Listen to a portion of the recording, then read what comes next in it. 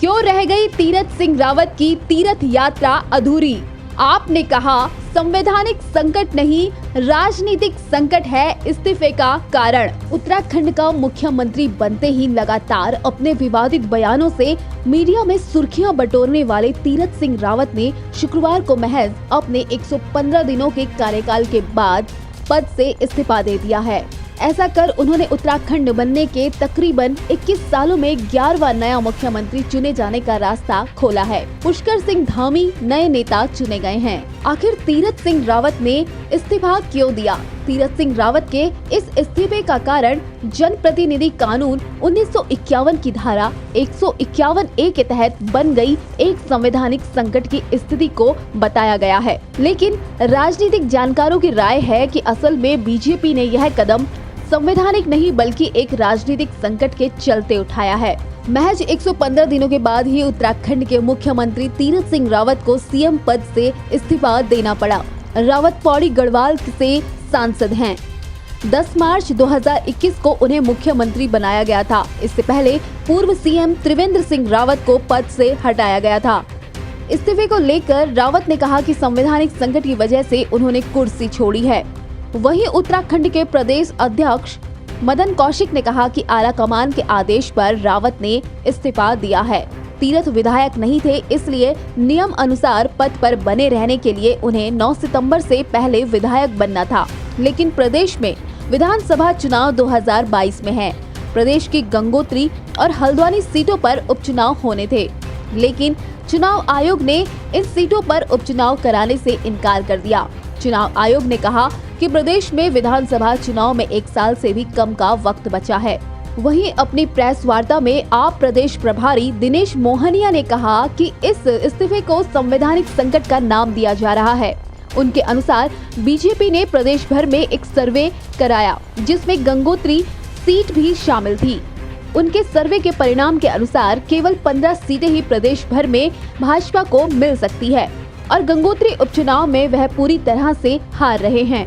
यहाँ बता दें कि कुछ दिन पहले ही आपके वरिष्ठ नेता कर्नल अजय कोठियाल ने तीरथ सिंह रावत को गंगोत्री सीट से चुनाव लड़ने की खुली चुनौती दी थी। वहीं कर्नल अजय कोठियाल ने प्रेस वार्ता में कहा कि आज उत्तराखंड में बीजेपी व कांग्रेस दोनों ही पार्टियों के वरिष्ठ नेता दिल्ली में बैठे हैं। इन पार्टियों के नेताओं में नेतृत्व करने की क्षमता नहीं है, तो अब नए सीएम से क्या ही उम्मीद रखी जाएगी। तीरथ सिंह रावत को कुछ महीने पहले ही पार्टी ने मुख्यमंत्री बनाया था, तो फिर पार्टी अपने कदम पीछे क्यों ले रही है? मुख्यमंत्री का तर्क हो सकता है कि वो सीएम पद पर इसलिए बने नहीं रह सकते क्योंकि जनप्रतिनिधित्व कानून की धारा 151 के तहत फिलहाल चुनाव संभव नहीं है। लेकिन क्या सिर्फ यही कारण है? इसके पीछे कई और भी कारण हो सकते हैं। जब तीरथ सिंह रावत को मुख्यमंत्री बनाया गया तब वो सांसद थे, विधायक नहीं। मुख्यमंत्री बने रहने के लिए विधायक होना जरूरी होता है।